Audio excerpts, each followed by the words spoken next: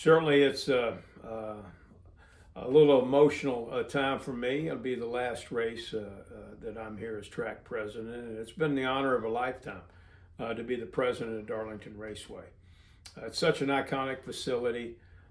It's a facility that has withstood the test of time, and I had no idea that I would ever have the opportunity to be president here. And almost 8 years that I've been here. This will be my eighth Southern 500, and we're working extremely hard to make sure that it's one for the ages. And I'm just excited about the prospects of having this race here. Once again, it's going to open up the Cup Series playoffs, and I know there'll be a lot of memories and a lot of emotions going through me over those several days across that weekend.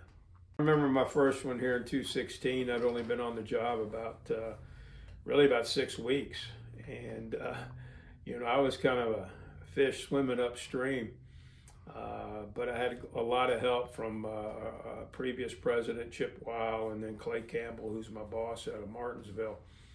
And they were a great resource and guide for me.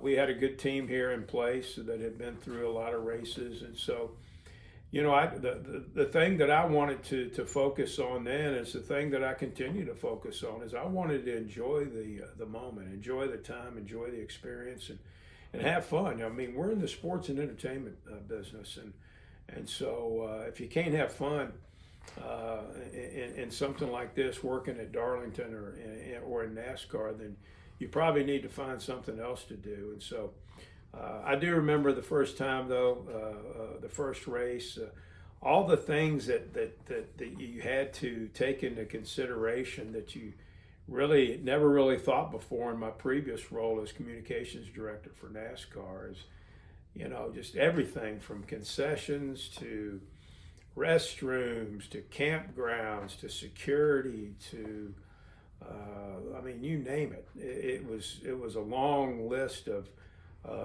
things that you had to kind of check off and be responsible for. And I'll never forget when I got home early that next morning after the race, my wife said, "Well, how'd it go?" I said, "I really had no idea what happened. I just felt like I got hit by a train, but I do remember Martin Truex Jr. won that first Southern 500 that I was here, and it's an event that I'll always look back on and remember, and but I certainly had a big learning curve, that's for sure.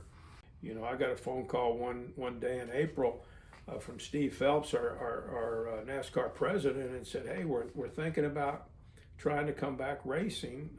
We'd like to do it next month at Darlington, and you think you all could handle that?" I said, "Absolutely."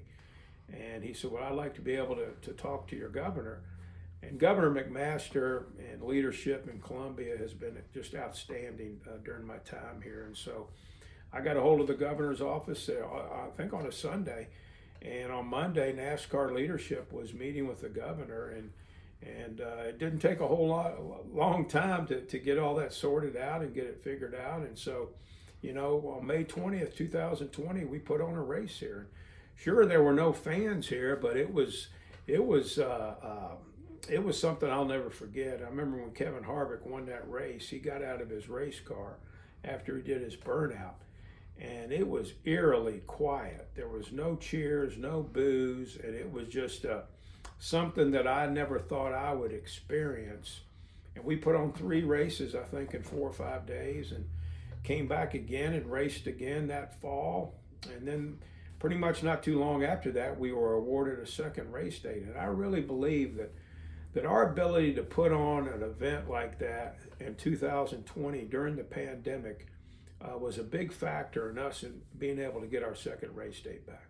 As far as the sport itself, in my mind, the greatest strength that this sport has is its people.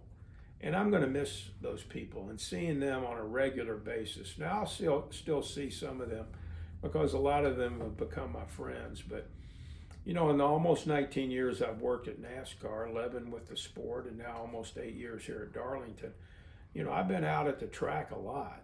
And, you know, to be able just to talk to the drivers, the crew members, the sponsors, the media, the owners, and the fans. You know, I'm going to miss the fans. I love going through the campgrounds and talking to our fans and interacting with our fans. And so, you know, I'll miss that aspect of it. But I had a great run.